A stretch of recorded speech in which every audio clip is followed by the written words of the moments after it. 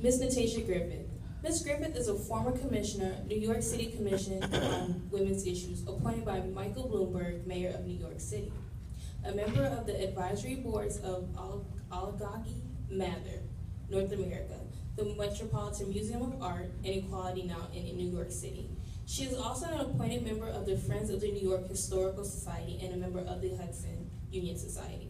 Ms. Griffith is the former president of the New York Coalition of 100 Black Women, a former vice president of New York's Women's Agenda, and a former member of the National Coalition of 100 Black Women, New York. In addition to, Mr. Griffith serves as the appointed DPI NGO alternate to the United Nations on behalf of the NCBW as well. Ms. Natatia Griffith presided over the New York Coalition of 100 Black Women founding chapter for 2 consecutive terms, 2004 to 2007. As Deputy Director of Budgets with the Metropolitan Transportation Authority, Ms. Griffith is a policymaker and a part of a team that oversees an annual budget approximating $17 billion. And last but not least, the best title of all, she's my aunt. Please welcome Ms. Natatia Griffith.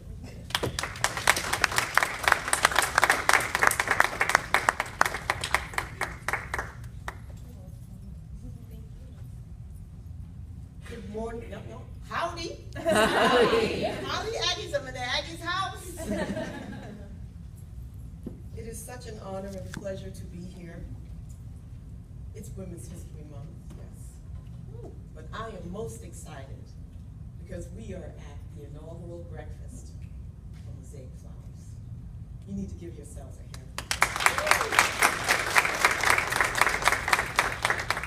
Today, right here, right now, we are experiencing this simply because a young lady saw a need. But what's most important is that she chose to do more than just talk about it. Now, oftentimes we do just that, just talk about it. We've got to be able to find the strength within to take it one step further, if just one step beyond just talking. So kudos to each and every one of you who played a role in making Mosaic Flowers a reality. And I especially thank my niece for having the vision, but more importantly, taking that initiative step in trying to meet those needs. I'm so very proud of you, Dominique. I don't have my glasses on, so I don't know where you are now. 11 years ago, I found myself standing behind a podium on a huge stage in the world-renowned Lincoln Center for the Performing Arts in New York City, with over 400 pairs of eyes staring back at me. Now, 3 weeks earlier, while I was at work, my phone rang. No big deal. So when I answered, the person was, "Is this Natatia Griffith?" And I was shocked, because usually people mispronounce my name. You know, I say Natatia, they say Nastasia, Natalia, Natatia, Natia, Natit. Heard it every which way, I swear. Yes, this is she. Who's speaking? Please hold for the United States Congressman Charles B. Rankel. What? What did you say? I began to hyperventilate. I thought to myself, what did I do now? At the time, I was chair of the Political Awareness Committee. It was Political Action Committee until they told me that we had to raise money to do political action, so then we changed it to Awareness Committee. Like, okay. And I thought maybe I offended someone. Perhaps there was a subject that I advocated for, and people were perturbed by it. You know, rustled a few feathers and the like, and I thought, what does he want with me? Is he calling me from D.C.? Wait, how did he know where I worked? Wait, and had my direct phone number. Right, this is no small feat. And then his distinct voice filled my phone. He called to congratulate me on becoming the 12th president of the New York Coalition of 100 Black Women, which is, as Dominique mentioned, the founding chapter of which a national network grew. He also called to advise that I was expected to ensure that the organization maintained its mission, and that I followed through with the vision of the 24 pioneering black women who founded the organization 34 years earlier. And then he told me pretty frankly, his voice kind of changed a little bit, and he said, Natatia, I just want to let you know that you're not expected to just hold the torch that was set ablaze, okay?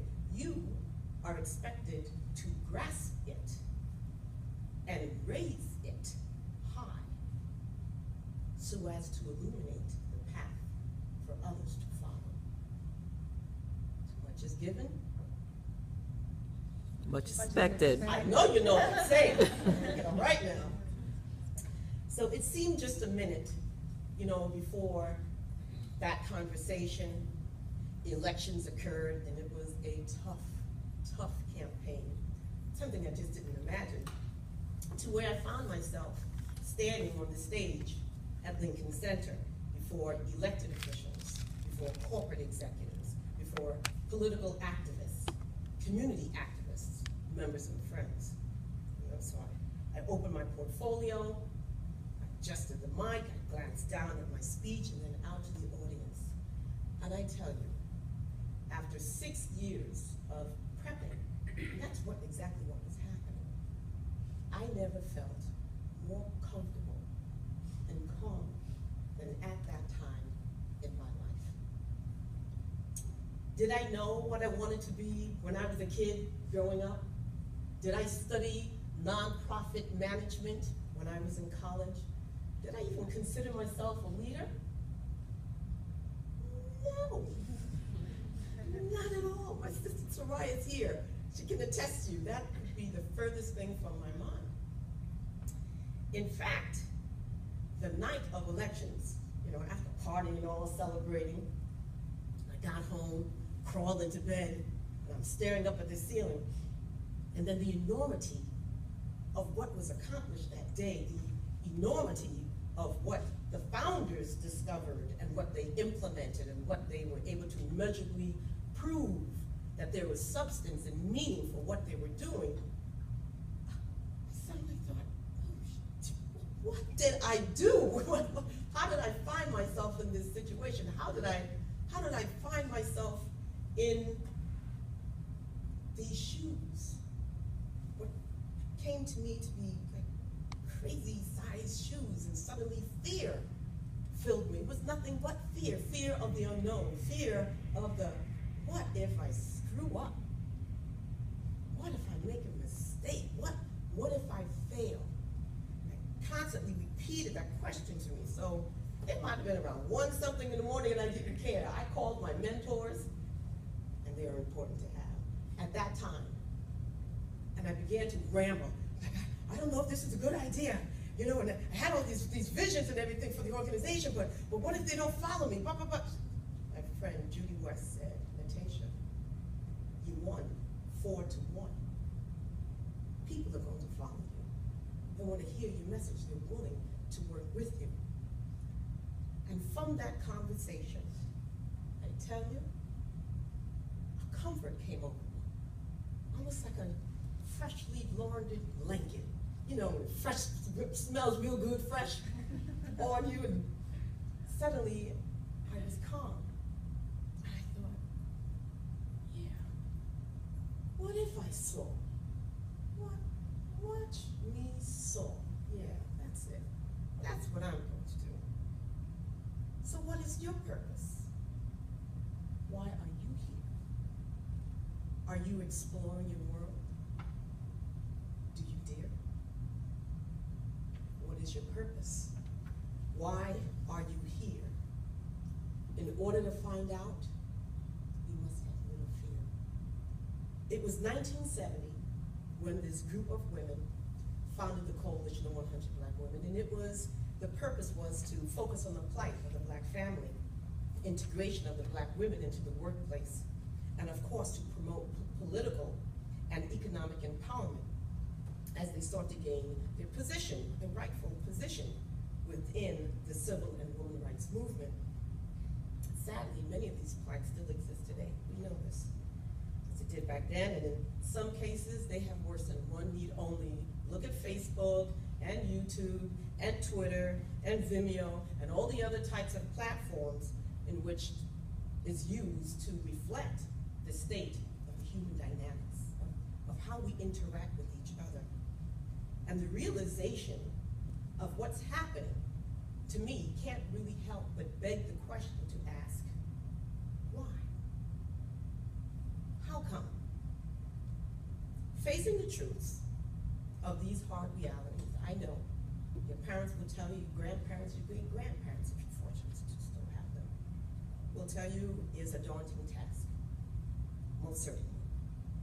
The needs of our communities are great and difficult. But if we don't address them, who will? And if not now, when? The reality is, we are all connected. What do they say? It's 6 degrees of separation or some degree of some sort. We are all in this together because there is only one human race and there's only one world. So if we were to set aside the artificial barriers that are so easily used to manipulate us, to divide us between Black and white and Latino and Native American and Asian, between genders, between ethnicity, between color of our skin, texture of our hair, our education, what side of the tracks do we live? Well, you know what, you will realize that there are far more things that connect us as human beings than separates us. You all want shelter, you all want food, and you want equal opportunity access to everything that's out there. September 11th, I lived in New York. I was working in New York at the time, sorry. And I experienced it. I was in the midst of it. And what was so profound was that it didn't matter whether or not you were an investment banker earning $2 million in a bonus or an undocumented immigrant being paid under the table. Those people fought to get out of those buildings together. They likely helped each other. It wasn't suddenly, you're Latino, you're Black, you're Asian, you're white, I'm not supposed to take your hand and let us get out of here. Those people died together, and they have survived together. And sometimes, somehow, with things that have preceded afterwards, we've forgotten that. And I ask that your younger generation not to. What is your purpose? Why are you here? Explore and experience your world. Do you dare? What is your purpose? Why are you here? In order to discover who you are, you must have lived. I know personally that being truthful can come at a high price. We know that. But what I have learned, that as difficult as it is, that it is a price that I am willing to pay. Because to do anything less pays tribute to what I truly consider to be the true enemies of humanity, the true enemies of human beings. People of color, genders, race, Black people, and our young men. Who are these enemies, you may ask? Where do they come from? What do they look like? Well, I'm certain you know them, and the likes of them. We commute with them, go to school with them, shop, work, live, and die with them. They are called many things, but are most popularly known as denial, silence, and apathy. We deny there's an issue, we're going to bury our heads, right? Then we don't necessarily want to take action. We need silence. And the worst thing is to do absolutely nothing. We're apathetic. You know, rarely seen apart. They exist most everywhere. And you see and experience their devastating consequences in most everything. Between our races, ethnicity groups, our families, our partners, even in our